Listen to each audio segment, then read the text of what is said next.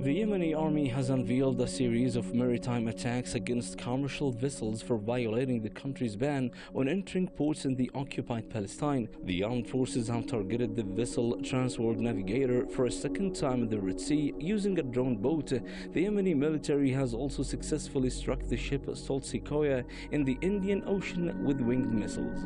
The military operations currently being carried out are a continuation of the fourth phase of escalation, which is the pivotal stage announced by the leader of the revolution. This stage establishes the existence of a solution to the Palestinian issue, because the continuation of the aggression and crimes against the people of Gaza will cause an escalation of our operations. Yemen has made this decision since day one and want to stop unless the aggression against Gaza stops. The British Navy has confirmed that a commercial ship was sinking in the Red Sea after being targeted by a Yemeni drone boat. The attack caused severe water leakage. The crew has been safely evacuated from the ship.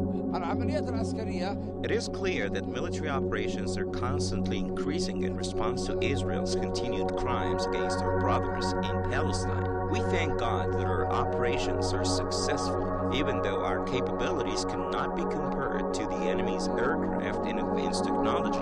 But God helps us because we are standing on the right side. The Yemeni armed forces reiterated their warning to international companies involved in maritime shipping with Israeli ports. They declared that any vessels operating in these waters would be targeted regardless of their destination. They also praised the companies that have ceased shipping operations in the area in compliance with the previous warnings. Yemeni officials assert that these attacks comply with international law as acts of self-defense. Observers say such developments are a stark warning to international maritime operations in the region. They stress that the volatile and dangerous nature of the ongoing conflict could have broader geopolitical ramifications.